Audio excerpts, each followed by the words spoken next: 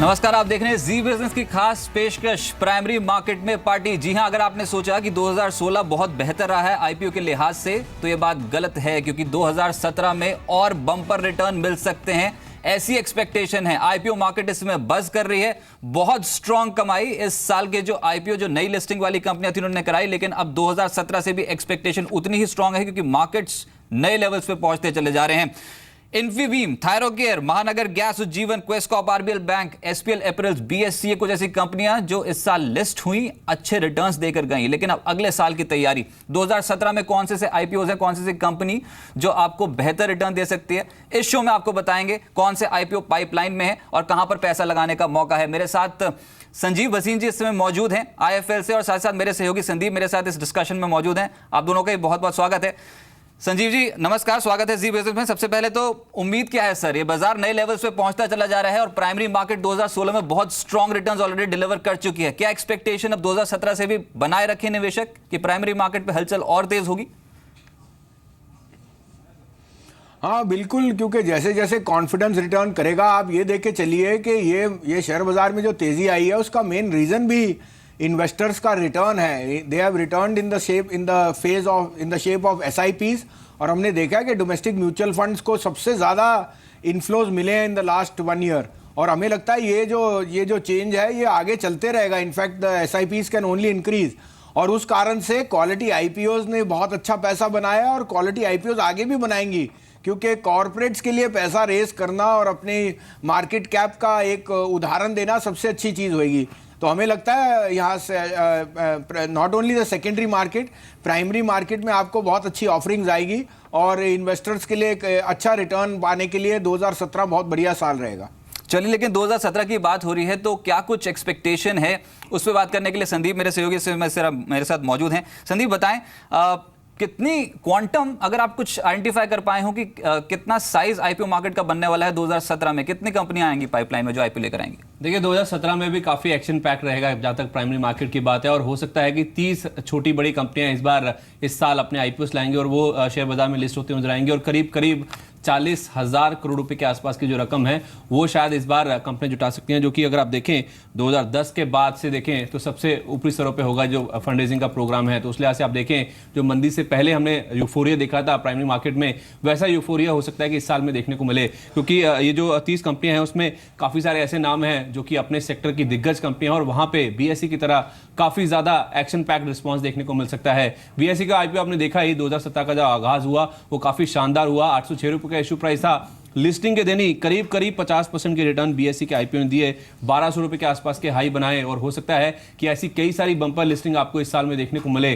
तो अगर आप प्राइमरी मार्केट में पैसा लगाना चाहते हैं, निवेशक हैं, और प्राइमरी मार्केट से ही आपको ज्यादा इंटरेस्ट आता है, तो हो सकता है कि ये साल आपके नाम रहे, और क्योंकि बंपर कमाई के लिए आपके पास काफी सारे ऐसे मौके हैं, और कुछ नाम जिन पे आपको नजर रखनी है उसमें डीमार्ट सबसे पहला नाम है। इसके अलावा एनएससी, इसके आईपीओ आ सकते हैं। एनएससी की करीब 10,000 करोड़ रुपए के आसपास की योजना है आप इस आईपीओ के जरिए पैसा जुटाने की। इसके अलावा यूटीआई म्यूचुअल फंड, एस चांद जैसी कंपनियां, हिंदुजा लेलैंड फाइनेंस, ये कुछ ऐसे मेजर नाम हैं जो कि इस साल हो सकता है कि आईपीओ मार्केट में अपनी किस्मत आजमाते हुए दिखेंगे, और यहां पे पैसा बनने का जो मौका है वो काफी शानदार देखने को मिलेगा। तो हो सकता है कि मंदी से पहले का जो दौर था, जो यूफोरिया था, वो इस बार फिर से प्राइमरी मार्केट में लौटे, और निवेशकों के लिए भी कमाई करने के बेहतरीन मौके होंगे इस साल में। चलिए, यानी 2014 तक आईपीओ मार्केट का एकदम से परफॉर्मेंस जो था फीका पड़ रहा था, 2014 के बाद रफ्तार काफी तेज देखने को मिली है, और पिछले 3 साल का ट्रैक रिकॉर्ड बता रहा है कि बहुत कंपनियां ऐसी हैं जिन्होंने प्राइमरी मार्केट को दस्तक दी और वहां से पैसा जुटाया है। लेकिन इस साल एक बड़ा इवेंट हुआ जिनके कारण कंपनियां रुक गई आईपीओ मार्केट पे आते आते, उन्होंने अपने इश्यूज टाले।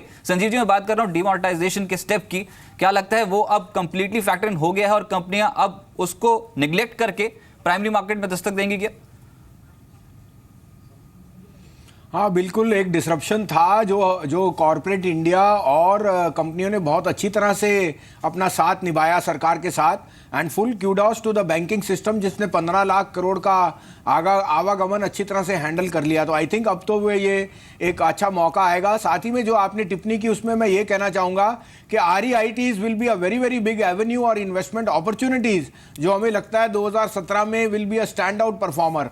तो along with the IPOs, even REITs will see a lot of subscription. इसमें आप कुछ दिग्गज नाम जो PSUs के हैं उनका भी आप नाम शामिल कर सकते हैं from the list you have given. IRCTC और कुछ इंश्योरेंस कंपनीज हैं जहां सरकार ने बताया कि वो अपना हिस्सेदारी बेचेंगी.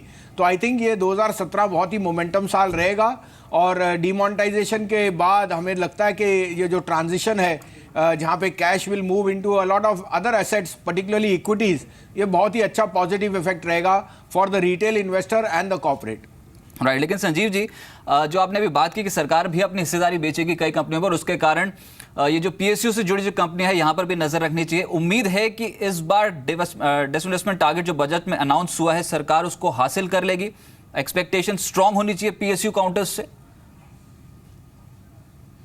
बिल्कुल. आप देखिए, पहली बात तो ये एक मिसनोमर था कि PSU stocks are just widow stock जो डिविडेंड देती हैं. 7 या 8 दिग्गज नाम हैं जिनमें हमने निवेश का आप ही के चैनल पे सलाह दी. NBCC, इंजीनियर्स इंडिया, ONGC, गेल, IGL, REC, PFC, इन सब ने बोनस दिए हैं और आज इनके 40 से 50% के रिटर्न है. साथ में आप देखिए कि CPSC जो आपका एक म्यूचुअल फंड था, ETF लिस्टिंग थी, वो 52% रिटर्न दे चुका है. तो I think the road forward बहुत अच्छी है और सरकार का तो ये अनिवार्य है कि वो अपना डिसइन्वेस्टमेंट टारगेट इसमें से मीट करे और बाकी चीज़ों में लगाए. तो हमें नहीं लगता इस साल कोई मुश्किल आएगी उनको टारगेट मीट करने में. प्लस वो काफ़ी दिग्गज कंपनियों में अपनी हिस्सेदारी बेच रहे हैं जिनमें निश सेक्टर्स हैं, जैसे इंश्योरेंस या IRCTC जो मैं ऑफ हैंड आपको बता रहा हूँ. मुझे लगता है उनमें निवेश का नए जो इन्वेस्टर्स हैं उनके लिए बहुत अच्छा मौका है 2017 एंड ऑनवर्ड्स.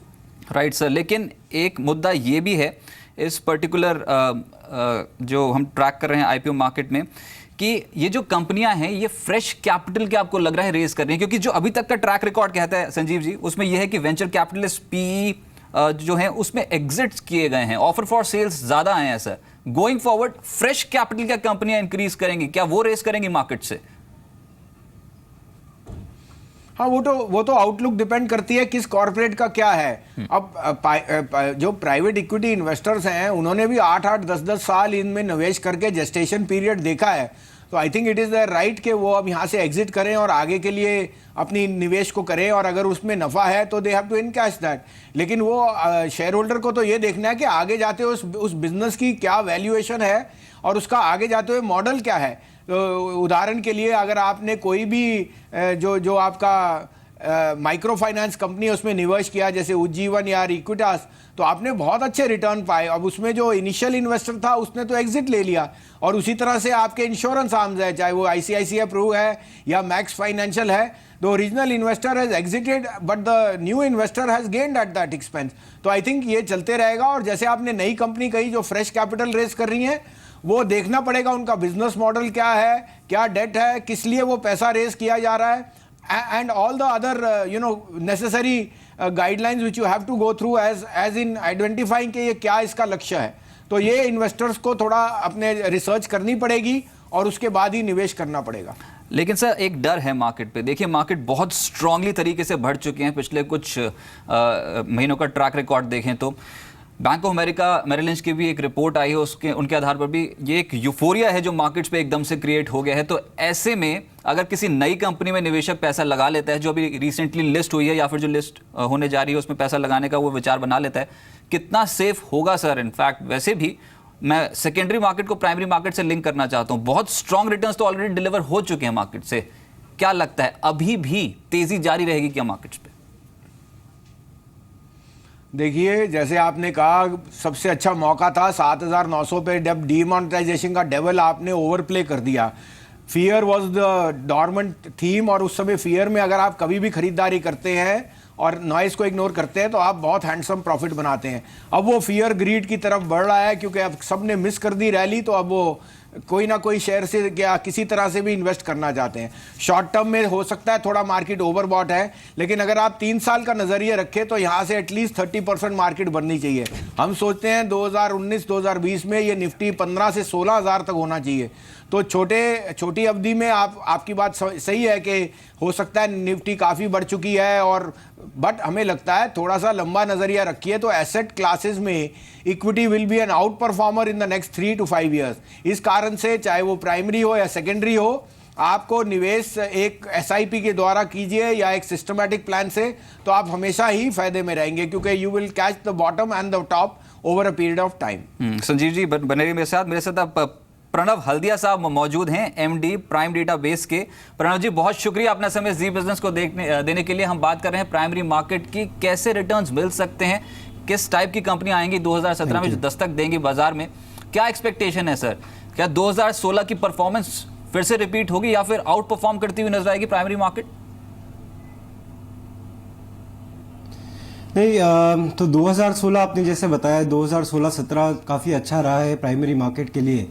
करीबन हमने देखा है 25,000 करोड़ रेज हुआ है इस साल। बट मैं एक पॉइंट इसमें बोलना चाहूँगा कि अगर आप देखें तो इस 25,000 करोड़ में पिछले 4 महीने अगर हम देखें तो कुल मिला के बस 3,000 करोड़ ही रेज हुआ है, और पहले 7 महीने में ही 22,000 हो गया था रेज। तो इन इफेक्ट मैं नवंबर से बात कर रहा हूँ, तो जब से डिमोनेटाइजेशन हुआ है थोड़ा हमें स्लो डाउन दिखा है आईपीओ मार्केट में। बट 2017 की अगर हम बात करें तो मेरी एक्सपेक्टेशन ये है कि 2016 से भी बढ़िया साल आना चाहिए। इसके कई कारण हैं। एक मेन कारण मेरे ख्याल से गवर्नमेंट का डाइवेस्टमेंट प्रोग्राम रहेगा। आपने अभी देखा है कि बजट में भी और उसके बाद भी जो अनाउंसमेंट्स आए हैं, उन्होंने एक इंटेंट अपना एक्सप्रेस किया है कि जितनी भी अनलिस्टेड प्रॉफिट मेकिंग सीपीएसईज हैं वो सारी की सारी लिस्ट हों। हमारे डेटाबेस के हिसाब से कुल मिला के ऐसी 105 कंपनियां हैं जो 3 ईयर प्रॉफिट मेकिंग है, सीपीएसईज हैं जो अभी अनलिस्टेड हैं। तो ये एक बहुत अच्छी पाइपलाइन दिख रही है जो आगे जाके लिस्ट हो सकती है। दूसरा, अगर मैं प्राइवेट सेक्टर की भी बात करूं तो जैसे आप भी पहले बोल रहे थे कि हमने देखा है कि काफ़ी नए सेक्टर्स आने लगे हैं प्राइमरी मार्केट में, और इस आने वाले साल में भी हम वही ट्रेंड देखेंगे। तो चाहे एक्सचेंजेस हों या डिपॉजिटरीज हों, एसेट मैनेजमेंट कंपनीज हो, इंश्योरेंस कंपनीज हो। इंश्योरेंस में हमने इस साल आईसीआईसीआई प्रूडेंशियल का तो देखा ही था, बट एक तो जो जनरल इंश्योरेंस कंपनीज है गवर्नमेंट की, और बाकी जो प्राइवेट इंश्योरेंस कंपनीज है उनके भी आईपीओज लाइकली हैं। तो ये काफ़ी नए सेक्टर्स भी प्राइमरी मार्केट की तरफ देख रहे हैं। तो मेरे ख्याल से बहुत अच्छी पाइपलाइन बन रही है। बल्कि अगर हम करंट के स्टैटिस्टिक्स भी देखें तो प्रेजेंटली करीबन 13 कंपनियां ऐसी हैं जिनके पास ऑलरेडी सेबी का अप्रूवल है, जो करीबन 8,000 करोड़ एक्सपेक्ट कर रही है रेज करना। और इसके अलावा 10 और कंपनी हैं जिन्होंने सेबी में अपना अप्रूवल के लिए फाइल कर रखा है। एंड अगर ये हिट करती है मार्केट तो हमारे डेटाबेस के हिसाब से करीबन 15,000 करोड़ वॉल्यूम आ सकती है इनसे।